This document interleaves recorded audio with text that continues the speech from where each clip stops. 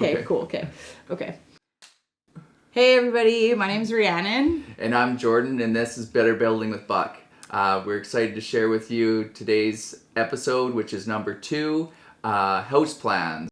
Our topic of discussion is going to be blueprints and floor plans and sort of certain types of plans that come with building your own house, whether your house be a stock plan or a custom. We're going to elaborate on that further for you today. And here's Jordan, the owner and operator of Buck Robertson Contracting. And I guess we're going to get started. Right on. Yeah, that's awesome. Giver, yeah, I'm so happy. Hopefully everybody enjoyed our first episode of Building Better with Buck. Today's going to be about house plans. Each one of these podcasts is actually related back to a blog post that we're doing too. So if you're looking for more definition or understanding a little bit more what we're talking about, we do have a blog post that you can read about that on our website, buckrobertsoncontracting.com, and then go to our blog section. So today we're going to be talking about house plans, and I wanted to ask Rhiannon a little bit about herself and how she started out with getting into being a CAD technician and an interior designer. Awesome. Thanks, Jordan. That's a really good question. So I guess originally I really had a love for architecture, anything interior design or interior decorating, houses just in general. That's kind of what got me into the niche. However, I do have a bit of a joke for all of you guys, which will align with what I'm about to tell you afterwards. So what is the difference between an interior decorator and an interior designer? Only a degree or two. Anyways, so I needed to make that joke because there's a little bit of things are a little bit of unclear. They're a bit unclear when it comes to interior decorating and interior design, and I was totally one of those people who was unclear on that when I embarked on my journey of design. I got into a degree of interior design, and I'm just gonna admit it, I fully thought it was interior decorating, and boy was it a shock when I realized how technical it was.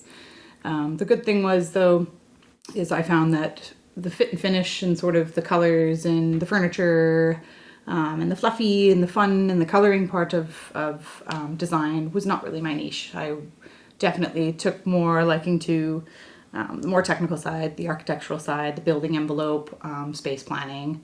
I guess that is how I embarked on my design journey. I just always had a love for structures, houses, interiors, finishes, colors, furniture, layouts, solving problems and puzzles, and that ended me up where I am today.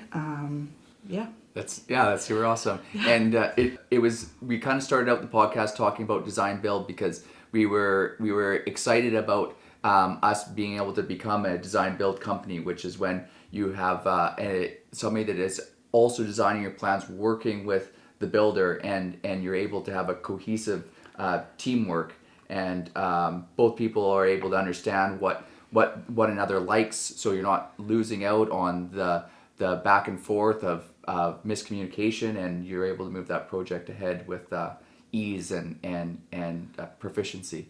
But yeah, I guess we'll go back to talking about house plans, and there's kind of a couple of different ways in which you can come about getting a house plan organized, and everybody can have also their different interpretation of what a house plan is. So what we're going to kind of go over is situations that we kind of have happen when somebody feels they have a house plan for us, a situation where we're working with them, and then also a situation where we're looking for the house plan and then somebody else is taking on the project. So maybe we'll talk a little bit about stock plan and when somebody comes to us and they figure that they have a house plan, or they come to the builder and they say, we have a house plan, and what that looks like and where it needs to go to turn into a plan that can be submitted to the city. Yeah, so it's pretty it's fairly common that people come in with sort of a stock plan that they've pulled off Genish online, or just an image off of like a Google search, and whether that be they've searched a 3-bedroom, 2-bathroom, 2-story, or whatever, we do have people coming in with these these generalized stock plans. And while they're helpful in sort of giving the designer and the builder an idea of what the wish list is, sometimes those can come, like they can come with a lot of pros because, well, you sort of have your concept already thought out. But there are some cons that come along to those stock plans. So these plans that you see online, they are not, they may not be compliant with the local government zoning bylaw, and they may not be compliant with the BC Building Code or the Canadian National Code, as you may be finding these plans from all over the world.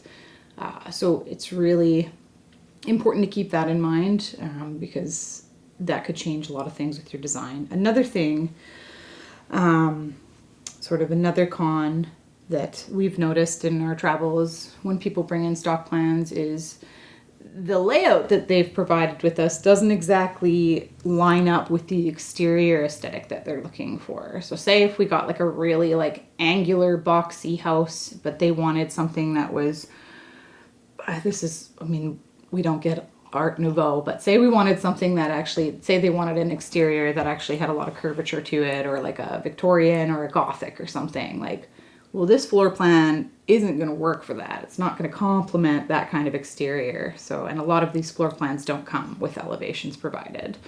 I'll just Please, say something about the elevation totally. stuff. So like also too, when somebody comes to us with a house plan and then, you know, we go out as a builder and go look at this lot, and there's no way that house would either fit into the parameters that is being on that lot itself, or even just the lay of the land. Lots of the lots in and around the Vancouver Island area are on rock, on a hill. There's not a lot of flat lots left, and the people that do get them, well, right on. You're lucky. And but yeah, that's what we're dealing with, is rock and hills. So when you look at a house plan and it's a 2-story simple square box house or something that's more like sprawling, it's a matter of how do we get that onto the property and how are we going to get there. So yeah, like you said, it's like you know, it's not a bad place to start to kind of get somebody's ideas rolling, but some of these places where you get those plans from, you're also paying a sum of money for, and whether if that actually is going to hold any value for you moving forward is another question. Yeah, I agree totally. Yeah. The lay of the land as well. It might just not complement the lot you've purchased, and you'll have to go with a whole new design after, you know, you've maybe paid for this design already, or the designer has taken time to draft it out, etc. So I'll just, one more thing about that is that the stock plan is probably your cheapest like option if you're getting right out of the gates. But with Rhiannon's experience, often what happens is, can I speak for you for that? Of course, yeah. Please, so that it often is that there's a lot more work that ends up going into the plans, and another side to that too is your lifestyle, right? You're going to spend all this money on this house, which wasn't designed around your lifestyle at all. So that's something to really take into consideration if you're wanting to have a house that functions in the way that you function, and that's really important, I feel. Yeah. So I think it's just good to, you know, as a designer, I'm always open to getting sent, you know, 3 different plans, and you can pick apart what you've liked from those plans, and then we can conglomerate something that actually suits you and your needs and your family needs.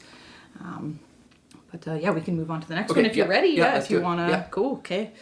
So the next sort of plan that is pretty common for you to get your hands on when you're ready to design your house is a stock plan that has been designed in-house. So I guess, so there's many pros to this, is this plan has sort of been worked over and over and over. So it's almost always guaranteed to comply with the local government zoning bylaw, and it's always being updated to all of the updates required by the BC Building Code, as well as Jordan and I have worked on this plan through and through to work out, you know, every little kink that we think might be a problem or something. It is quite economical as well, because a stock plan is, we would have this finished in-house already. So it would be almost the least amount of work for us. We would need to obviously add your specific site information, and there's some changes that clients may want to see, which I'll come back to that because that's part of a con there. Actually, I guess, so the con there would be if you're coming in and you want to do a stock plan that's made in-house, you're going to be limited to the amount of changes that can be made. Because once you start moving around structural walls and you start changing roof lines and stuff, now all of a sudden we're needing to update seismic or potentially engineering on it. And that's become kind of a cost for us. So if you're looking for something that's maybe for resale or something that's not your forever home, a starter home or something like that, the stock plan in-house is pretty useful for you. But I'll let Jordan kind of dip in here with his experience in it as well too. I built lots of houses from stock plans from plan designers. Actually, I was working a lot with Keen Anderson at Green Plan. He was great to work with. We had a great working relationship. I was just I felt that moving forward that with Buck Robertson, it was going to be great to be able to have somebody that we could work together and refine that process a little bit more. And I really have been looking forward to working with Rhea. It's actually been quite a long journey to get to where we are. So I've been pretty excited that we finally be able to make that happen. And so now we're going to talk about custom house plans and the value that they can bring to the owner of the home and the family that's going to be occupying that house. So with a custom set of plans, especially when you work with a design build team, is that you have the interest of the plan designer, the builder, and you also can get insight too from all of the trades in which that are going to actually come to your job and do the work. At the very beginning, the input from the other trades is less important, but if the builder has a question about how the plan's developing and how he feels like a part of the plan may be impacted by the design, then he can reach out. Now, if you're getting a set of house plans which didn't get that, brush over by the builder before they're completed, then you're going back to the drawing board, and you might have been dead set on this particular house plan that is going to give you less than desirable outcomes because the plan hasn't been thought out fully. In a custom set of plans, there's usually more detail, more thought into what's important to you. What else can I share about that? I'm going to elaborate, sort of when it comes to, I guess, a custom house design, just sort of jumping in there. It takes a lot more time than the last two plans that we had discussed. It's a deep dive and an intimate process. So on top of sort of everything that generally comes with every set of plans, that would be like a site plan, elevations, cross-section, seismic plans, maybe engineering. A custom set of plans may look a little more loaded than that because you're really zeroing in on spaces that you and your family love to spend time and function in. So kind of as an example is in the previous two plans, like a stock plan or a plan you got off online, you're not going to get a lighting plan for that, or you're not going to have as much fine-tuned interior design services for that. Whereas a custom house, like I said, you're really going to kind of delve into those details, and your custom package is just going to gets very heavily detailed, and so it should be when you're working on your custom dream home, right? Yeah. Sorry. Yeah. No. That's great. I can really appreciate that. I guess the other thing too is that often people don't understand the differences of what value you're getting out of different levels of plans and the functionality in the home. I always wish that it would be I was able to just be a fly on the wall for a week of the person just living there and watching how somebody navigates their life, because the amount of inefficiencies you could take out of somebody's life by just knowing their idiosyncrasies of what's, do they put their keys at the front door? Do they put them by their bed? Do they, there's could be all sorts of things that are, you know, how when you come in the door, do the jackets just end up on the floor because they don't make it they end up on the railing instead of in the closet because the closet's too far, or, you know, some people are big cooks, so the amount of distance that it takes to go from the garage to the kitchen might be important with bringing groceries back and forth. Also, like, thinking about where you actually spend your time in the house is important. I don't think that people really take enough time to actually understand how they actually live their life before designing a house plan, because if you were, you'd be able to cut down on the square footage and increase the quality instead of having a McMansion that has very little value except for square footage. And, you know, in a house, you're paying for that square footage. So even just the amount of space that you have for hallways or how you plan out your house, great, super easy to design a huge house. Because you can just put wherever you move pieces around, but now you paid for all that space. The floor finish, the framing, the labor in which all of that had to come together. Where if you do some space planning about, you know, your furniture or maybe what you're hoping to get down the road, that you can really start to kind of cozy your spaces up. And most people don't like so much volume, but it seems like more and more houses are, the ideal is this volume of space that really doesn't make you feel very comfortable in. So, you know, even just how high the ceilings are in certain areas, you know, it is great to have vaulted to kind of give this volume and this sense of space to certain rooms, but other rooms you're going to want the ceilings maybe a little lower so you feel cozy. You don't feel like you're like this entity that's kind of floating in and amongst this stuff. Or lack of stuff in some houses where you built a house and you can't even, you know, put the furnishings in to fill it in to makes it feel like it's livable. As a new mother too, I don't understand, you know, wanting to clean that amount of space either. It would be so overwhelming. But I also wanted to say too, I think it's really important to ask, like, I often ask clients, like, what's on your wish list? But another good question to ask is, like, what do you absolutely hate in your house? Like, what do you just despise and would be so happy to never see again? I think it's important to kind of like zero in on a client's, like, their positive wants and needs, but also their negative sort of experiences in their past homes and stuff. So it's funny you say that, because when I've got new apprentices or laborers, and they always say, well, I don't know what I want to do. And it's like, well, really, I feel like up until you're about 25, you should be trying to figure out what you don't want to do. And, you know, if you could get that sorted out, a lot more people would be happy, I think. I agree. Because you just go, you're like, oh, go to school, and next thing you know, you're doing this thing and you've paid all this money and you're in debt, and the only way that you can pay it off is by continuing down this road that you hate. And so, I don't know. It kind of loops back to the same kind of idea where if you know what you don't like, then you know what we don't want to put in the house. And can I just use myself as an example there? I know that you done an introduction in the beginning about why I went into interior design.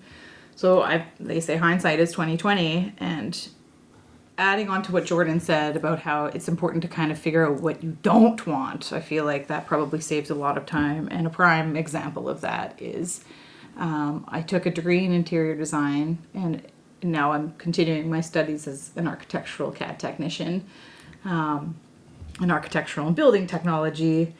And if I could go back and, you know, do this over again, it would save me probably 3 or 4 years of school. I would have probably just had to take a 2-year diploma to become the architectural CAD tech I am now, which is what the job that I love. And I do appreciate and love interior design, but when it comes to fit and finishes, I struggle with it. It's not my jam. I would prefer to work with the building code and the zoning and the space planning and the exterior concept. So just sort of felt that was really relevant to what Jordan was saying in, I guess, really hindsight is 20/20. So when it comes to thinking about your custom plans, you really have to sit down, put the thought in, figure out your likes and your dislikes. And it's going to be easier for you to narrow down your dislikes because you don't really sit and pay attention to the good things sometimes, right? But you do pay attention to the things that are like, oh, this drives me nuts, this door swing. Yeah. So you really, get those out of the way, all the cons, and then you can work on all the beautiful pros and the wish lists and pay attention to how you function in your house and the spaces you love. Yeah, no, that's great. I've been super happy with us being able to, work through these ideas and actually, hopefully this year we're hoping to build out some stock plans of carriage houses, and we're going to try and start putting some pricing towards that. So there's certain costs that are very specific to the land, but we'd like to be able to deliver something so that people have a good idea of, a pretty good budget on what something like that would cost. We're going to hopefully do it in a couple of different, let's call them avatars of who that customer is, or who's going to be occupying that building, so that it functions well for that type of person. So there'll be, maybe your parents are now moving into your house, or your parents are moving from the house to the carriage house. Maybe another way that we could approach that is that your kids are, coming of age and they want to find their own space, but they're out trying to look for a place to rent, and you're going, oh my God, how are they ever going to do this? So you build them a carriage house.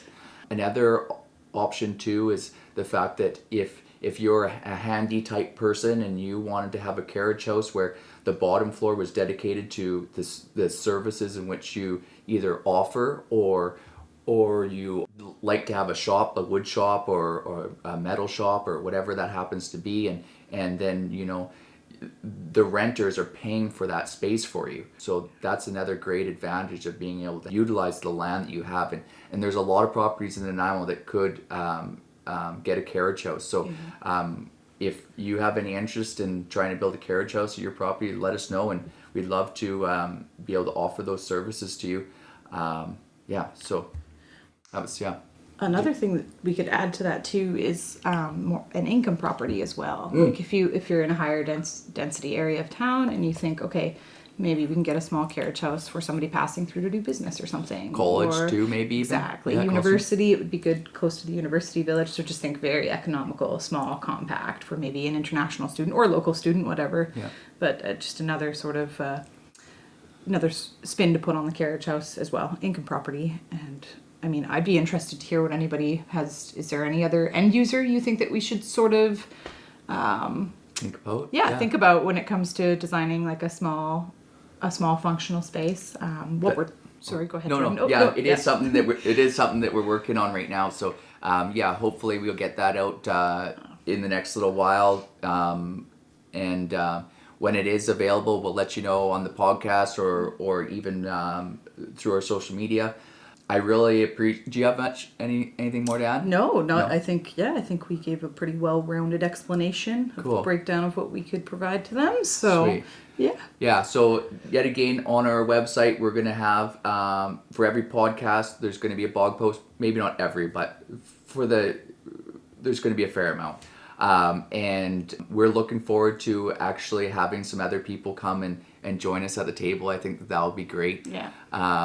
And throughout this, we're going to be trying to share more about construction and make sure that everybody understands. Because you know what? That everybody has their job that they do. And it's important to understand that there's a lot to construction. And there's a lot of different ways that, things can be priced.